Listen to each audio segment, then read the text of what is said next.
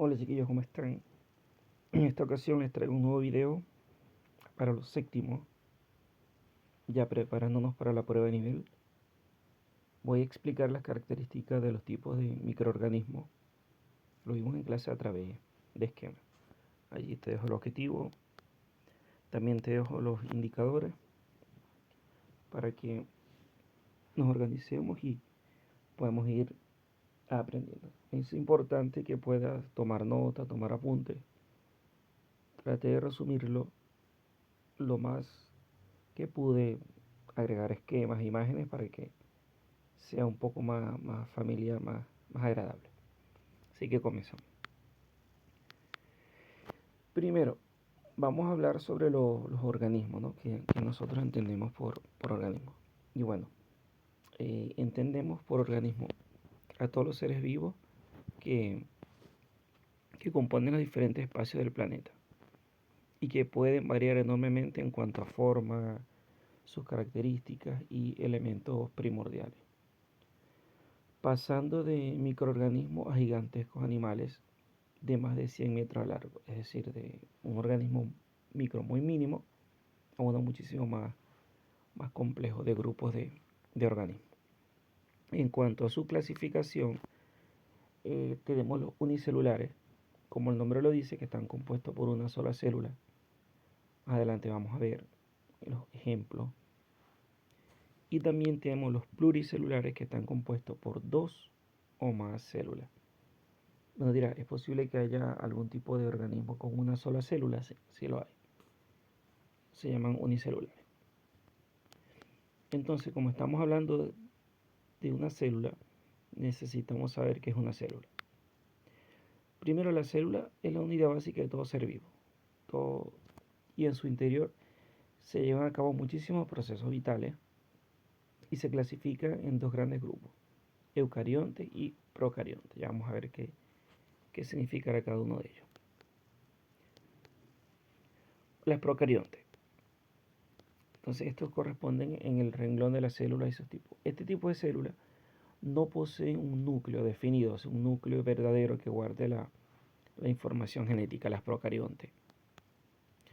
Son organismos unicelulares, es decir, poseen una sola célula. Su estructura es muy simple. De hecho, el único ejemplo que pertenece a este grupo son las bacterias. Allí te dejo un ejemplo de una bacteria con su estructura, que es el único que pertenece a este grupo de procariontas. Es decir, que tiene una sola célula. Y allí está la bacteria con toda su estructura, el flagelo, por ejemplo, que flagelo cola, que le permite desplazarse.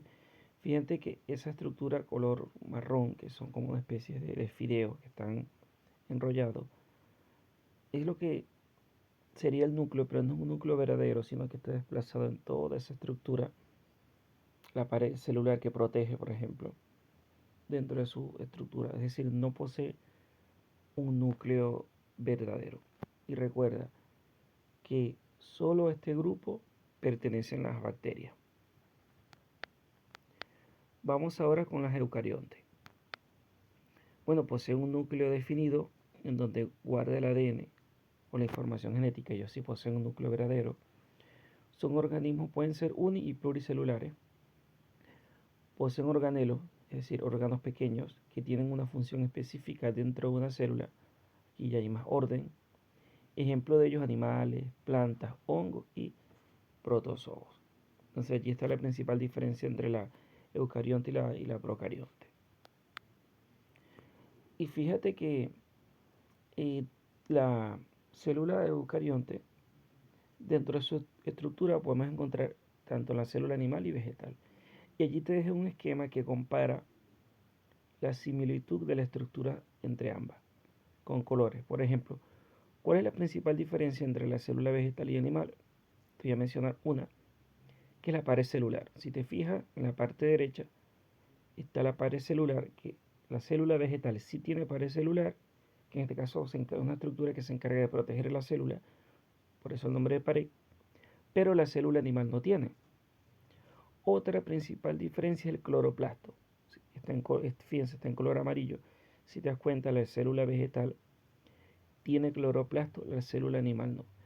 Las demás estructuras sí las tienen ambas, sí se parecen, como en este caso de vacuola, mitocondria, lisosoma, membrana celular, núcleo, citoplasma, y fíjate que allí te lo he dejado bien organizado para que tú puedas ir identificando las diferencias y semejanzas entre ambas células, que esto es muy importante que lo sepas. Ahora, pongamos atención. Observamos estas fotografías reales de dos tipos de células. Y allí hay una pregunta que dice, identifiquemos los tipos de celulares. ¿Cuál es procarionte y cuál es eucarionte?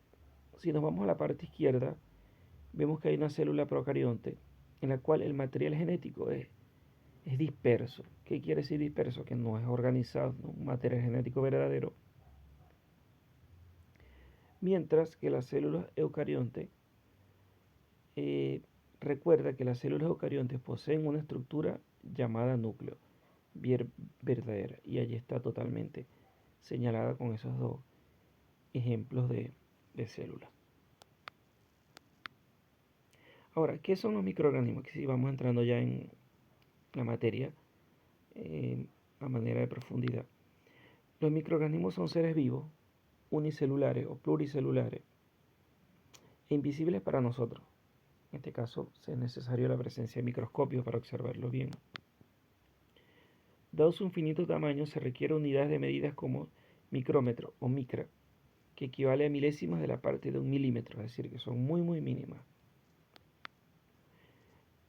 Ahora, podemos encontrar un sinfín de microorganismos en el ambiente, dentro de los cuales encontramos las bacterias, microalgas, hongos y protozoos, que son muy diminutos.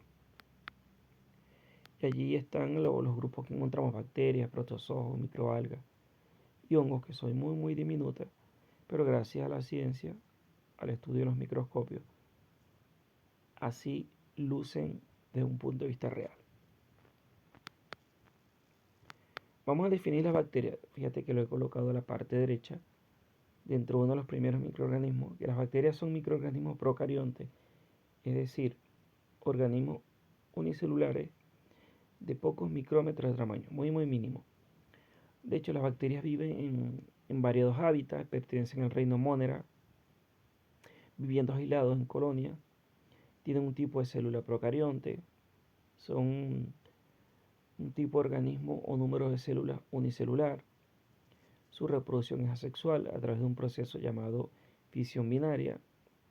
En cuanto a su nutrición, algunas son autótrofas, es decir, fabrican su propio alimento, y otras son heterótrofas, y está el tamaño de una micra o 5, que es muy mínimo, una medida muy mínima. Y allí está el ejemplo de una bacteria con cada una de su estructura. Fíjate allí está. Y aquí hay ejemplos, te coloqué algunos ejemplos de tipo de bacteria. La número 1, por ejemplo, que es causante de la neumonía, y la última, que es causante del cólera. Y está con su nombre científico cada una de ellas. Los tipos de bacterias para que las puedas ver, las puedas dibujar, puedes identificar. Vamos ahora con los hongos. Que los hongos son organismos microscópicos que ellos viven en la materia animal o vegetal y se pueden alimentar de materia, incluso materia muerta. Los hongos son un tipo de célula eucarionte, tipo de organismo, número de células unicelulares o pluricelulares. Su nutrición es heterótrofa, es decir, ellos no pueden fabricar su propio alimento, es decir, se nutren de la materia orgánica obtenida de restos animales o plantas o en descomposición. Su reproducción es sexual o sexual en ambos, por gemación, es decir, que forman esporas y son liberados al medio de gran tamaño. Entre ellos están de 5 a 50 micras y pertenecen al reino fungi, los hongos, y ahí está ejemplos de los hongos. Lo principal de ellos, que son organismos microscópicos también, que viven en la materia animal o vegetal. Hay algunos que los podemos observar en la naturaleza con solo observarlos sin la presencia de microscopio, y hay otros que no. Ahora los protozoos, que son organismos microscópicos que habitan en ambientes húmedos o medios acuáticos, como en el agua estancada, por ejemplo. Ellos, un tipo de célula eucarionte, su tipo de organismos son unicelulares, es decir, una sola célula. Heterótrofos, no fabrican su propio alimento, eso es lo que quiere decir los heterótrofos. Su reproducción es asexual por fisión binaria y el tamaño está entre 10 y 200 micramos, es muy diminuto. Y pertenecen al reino protista. Allí te dejo un ejemplo de los protozoos, cómo se observaron. Por ejemplo, en el agua estancada, el agua sucia, ahí es muy verlo, es muy fácil con la presencia del microscopio. Allí tenemos dos ejemplos de protozoos. Los virus, también es importante conocer, bueno, ¿qué son los virus? Los virus son partículas microscópicas capaces de infectar células procariontes y eucariontes, es decir, pueden infectar ambas. Son más pequeñas que las bacterias incluso, son más grandes que un átomo, que la partícula básica de la materia, eso sí. Este es un ejemplo de distintos tipos de virus. Y ya vamos a ver más adelante su estructura. Ahora, los virus poseen una estructura llamada cápside que protege su material genético llamado ARN, es decir, ácido ribonucleico. Algunos virus poseen una envoltura membranosa procedente de la célula infectada y que permite que otra célula la reconozca. De esa forma van tomando energía. Aquí está la estructura de un virus con su forma para que lo puedas identificar, que es muy distinto a las bacterias. Y allí te dejo el virus con toda su estructura para que la puedas ir buscando si quieres y definiendo una a una.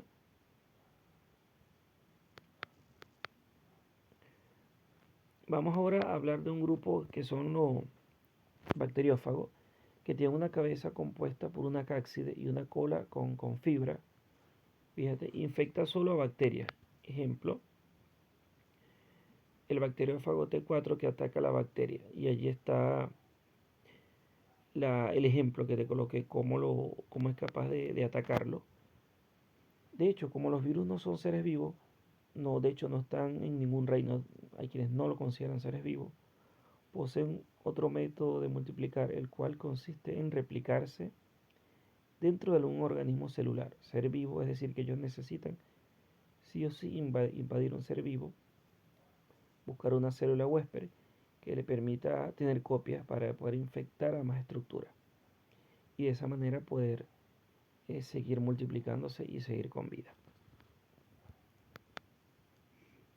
Gracias a este proceso, de hecho, la mayor parte de los virus mutan, cambian de características genéticas y logran seguir infectando más células y por eso es que los virus prácticamente nunca se acaban.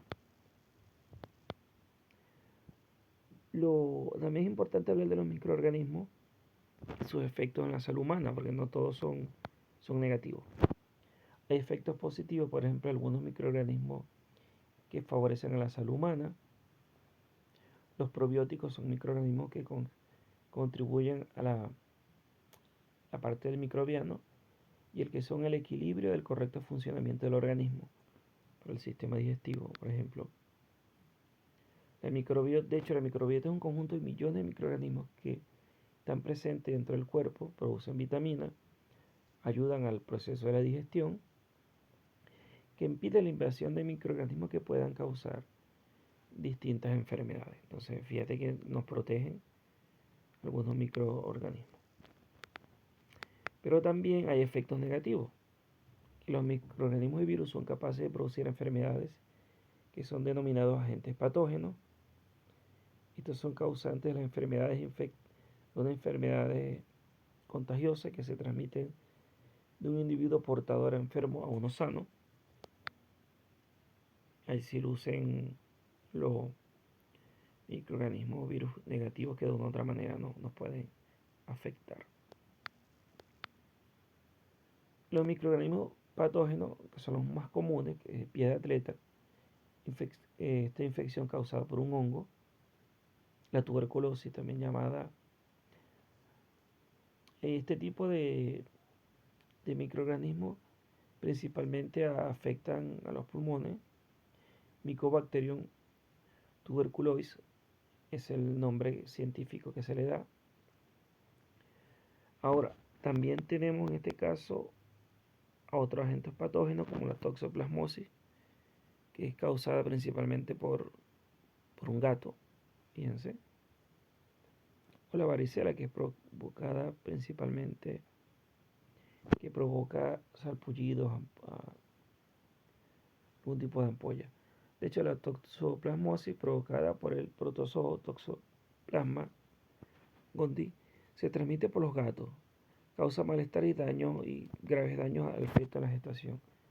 Por ello es que los médicos también recomiendan que durante el embarazo las madres estén aisladas de los gatos, porque los gatos pueden, en este caso, producir lo que es la toxoplasmosis y crear complicaciones en el feto.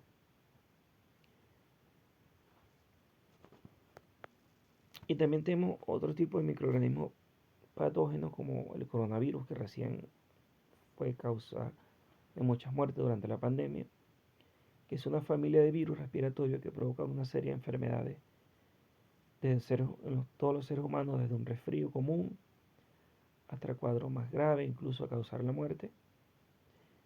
El COVID-19 es una cepa de la familia del coronavirus que no se había identificado antes en humanos. Y bueno, acá está el fin del PPT, es un poco largo porque es un poco complicado, pero traté de resumirlo lo más que pueda para que tú de una u otra manera puedas ir tomando apuntes, estudiando y preparándote para la prueba o que puedas conocer también. Esta información te sirva más adelante. Así que cuídense, nos vemos en un próximo video.